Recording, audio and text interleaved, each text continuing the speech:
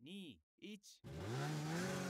check 1 2, what it do? Welcome back to the Mic Check Podcast. This is T Word, the People's Champ. Today we're talking about Marlon Tapales in this upcoming matchup with Naoya the Monster Inoue. Before we get into the video, hit that like button, subscribe to the channel, and then come back and let us know what you think in the comment section. Alright, so we got a big undisputed fight coming up at Super Bantamweight day after Christmas, December 26th. This is going to be going down in Japan and at the Ariake Arena. And this is kind of already set up to be the coronation of Naoya Inoue as the #1 pound for pound, fastest to double, undisputed on the men's side, etc., etc. List the accolades here. But Marlon Tapales is probably being overlooked. I mean, for the most part, people can say for good reason. I don't like to count people out like that, but I do believe that the odds are stacked against him. So while I can't predict him to win the fight, I can discuss how he can survive and at least put something on the judge's mind. He might get beat up for 12 rounds and have to just, accept whatever fate they give him. But then again, if he could get to the final bell, the surprise could sway the judges' decisions to maybe lean a fight his way. Now I'm just kind of extrapolating a small, minuscule amount of hope and possibility that this happens. I think in the decision, the skills, the speed, the footwork, the combinations and all that stuff, if it doesn't eventually accumulate and knock Tapales out, I do believe it's going to be so overwhelmingly convincing that even if there is no knockout, the judges, it's going to be obvious who won.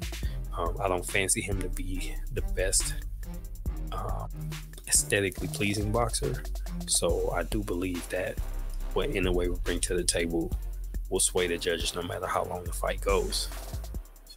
But what can he do to make it to the end? He's not really known as a footwork guy. To date, he has a total of 40 fights. He's 37-3. He's got 19 knockouts and he's been stopped twice already.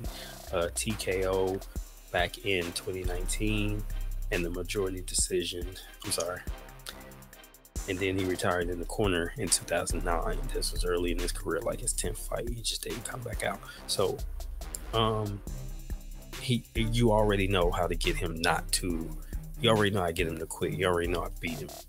So for me, I believe that Naoya Inoue coming in with the power, the speed advantage, the footwork advantage, in my opinion, the ring IQ advantage, Tapales is going to have to be very defensively responsible, be smart with his punches, and try to just get inside so he could take some of the sting off Inoue's punches and then go to Inoue's body. And hopefully the judges will see activity rate on the inside and see defensive responsibility, and maybe he can still around here or there. Unfortunately, it just might not be enough. I think the offensive onslaught is going to be early, it's going to be often, and there's a good possibility this guy might not make it out the second round.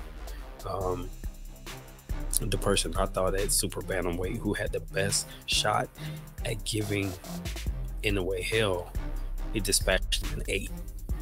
I don't think anybody else is that competitive. You might say Rice Alim might give him some smoke, but that's a might. I mean, after seeing the way that he just dismantled Fulton, I just don't know. So I'm really leaning in this fight. But as far as Tapales, I just think that he's not going to be able to outmaneuver him. So he's just going to have to get inside, make it dirty, clutch where you can, get in there, grab him, hold on to Inoue, get some punches on the inside, maybe catch him with something slick, and then try to be as busy as possible when you think the judges are looking. And that might give him an opportunity to make it to see the final bell, despite the fact that I predict that he'll get a decision loss regardless. So what do you guys think about that? Can he make it to the final bell, or do you see this one ending early? Let me know what you think in the comments. This has been T for the Mic Check Podcast. Until the next time, I'm out.